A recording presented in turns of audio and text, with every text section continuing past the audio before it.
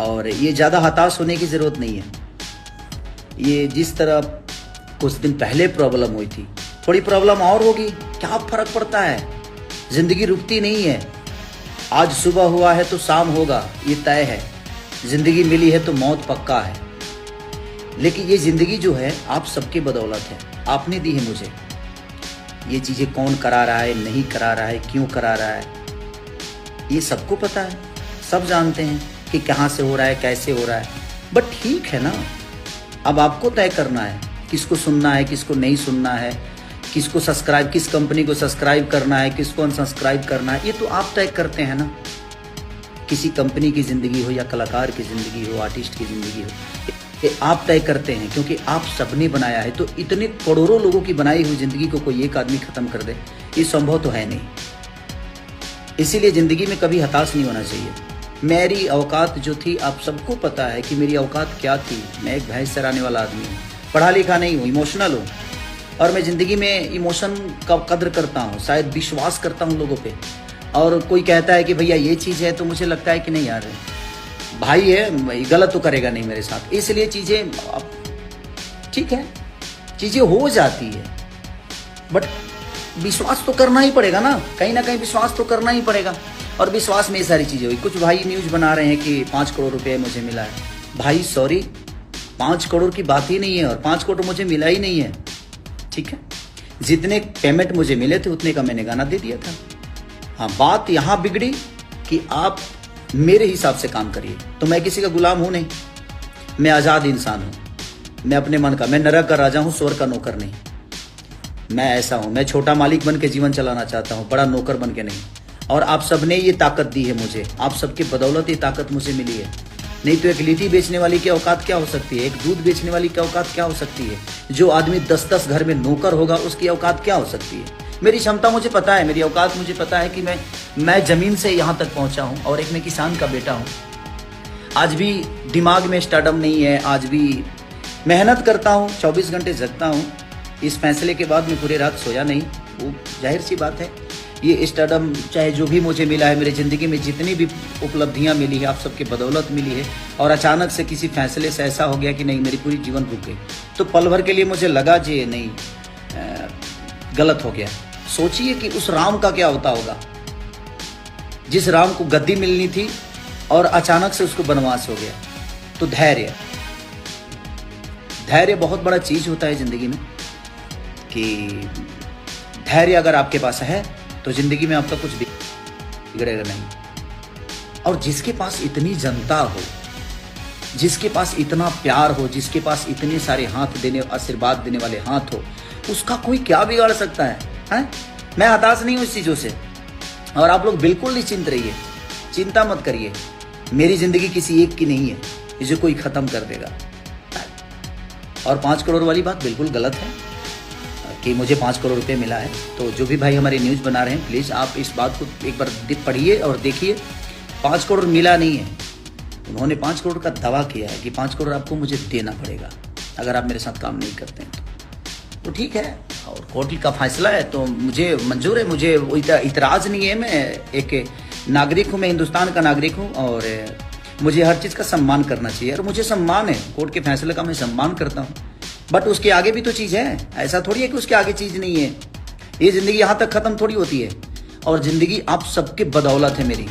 आप जिस दिन चाहेंगे उस दिन मैं ख़त्म हो पाऊँगा। शायद किसी एक के ख़त्म करने से ये ज़िंदगी ख़त्म नहीं हो सकती, क्योंकि आपने बनाया है, आपने मुझे हर उस मोड़ पे साथ दिया है मेरा। बट ठीक है, मैं मेहनती आदमी हूँ, मैं मेहनत करना जानता हूँ। मैंने किसी को, और ईश्वर है, महादेव सबका उद्धार करता है।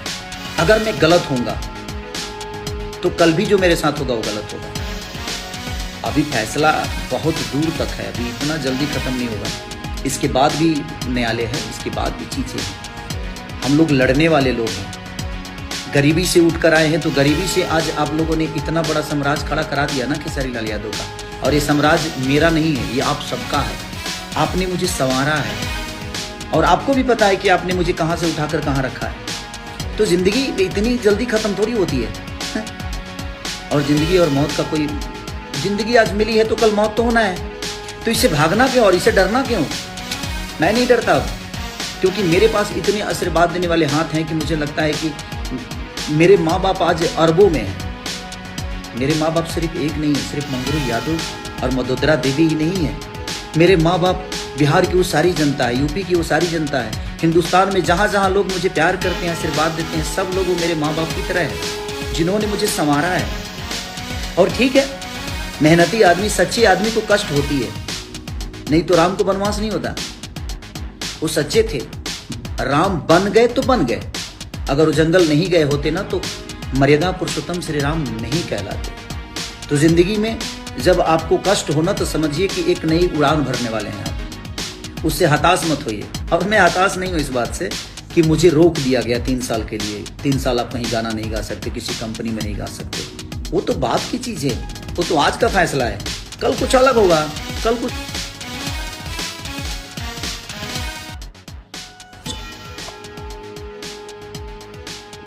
होना है, और ये पूरी दुनिया का नियम है। तो संकुल निश्चिंत रहिए, मेरे कहने का मतलब यही है। और मैं आपका भाई हूँ, कोशिश हमेशा करूँगा अपने फिल्मों द्वारा, अपने गाने द्वारा आप सबका मनोरंजन कराते रहूँ। हमेशा मेरी कोशिश रहेगी कि आपका प्यार और आपका आशीर्वाद जिस तरह अभी तक मिला है मुझे, मैं हमेशा आपके साथ कोशिश करूँगा कि आपका प्यारा भाई, आपका प्यारा बेटा बनके आजीवन आपका सम्मान करते हुए, अपने संगीत का सम्मान करते हुए, अपने बुजुर्गों का सम्मान करते हुए अपने जीवन को मैंने चलाया है।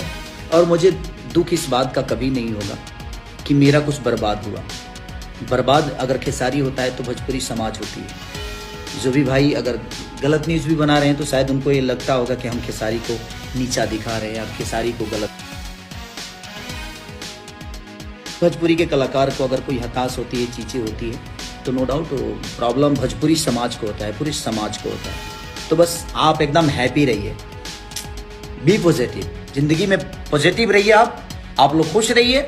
आज नहीं तो कल इतना 14 ही बरस का वनवास हुआ था ना, लौटे तो मर्यादा पुरुषोत्तम श्री राम कहला के लौटे वो, नहीं तो वो अयोध्या में सिर्फ राम थे, दशरथ के पुत्र थे, बट लौटे तो मर्यादा पुरुषोत्तम श्री राम कहलाए। तो जिंदगी में जब वनवास से लौटती होती है ना, तो वो आपका कद ऊंचा करके लौटाता है। तो जिंदगी है, रास्ता है, चलना है, और रास्ते चलने में कांटे भी आते हैं। किसी फूल को तलाशना होता है ना तो कांटों का सफर करना पड़ता है, और वही छोटी छोटी कांटे होती हैं। बड़े पहाड़ पे चढ़ना होता है ना तो बड़े पत्थर आपको प्रॉब्लम नहीं करते, छोटे छोटे कंकड़ आपको प्रॉब्लम करते हैं, क्योंकि वो चुभते हैं आपके पैरों में। बड़े पत्थर पे तो पैर रख सकते हैं आप, लेकिन छोटी पत्थर जो रहती है ना, वो आपको कहीं ना कहीं प्रॉब्लम करती है। तो जिस भाई ने ये ऐसा स्टेप मेरे लिए उठाया है वो भी सम्मानित है, मैं उनका भी सम्मान करता हूँ कि वो खुश रहें। अगर इस फैसले से उनको खुशी मिलती है, उनको बहुत बड़ा दौलत मिलता है, तो ईश्वर क्या किसी को हक नहीं है कि अपने जीवन में बड़ा बन जाए। बस अपना ख्याल रखिए, और मैं ठीक हूँ, मुझे कुछ नहीं है प्रॉब्लम, मैं भी हैप्पी, मैं कोई तकलीफ में नहीं हूँ। आप सबका प्यारा भाई हूँ, कोशिश करूँगा, मेहनत करूँगा, आज नहीं तो कल चीज़ें अच्छी हो जाएगी। Love you all, thank you so much.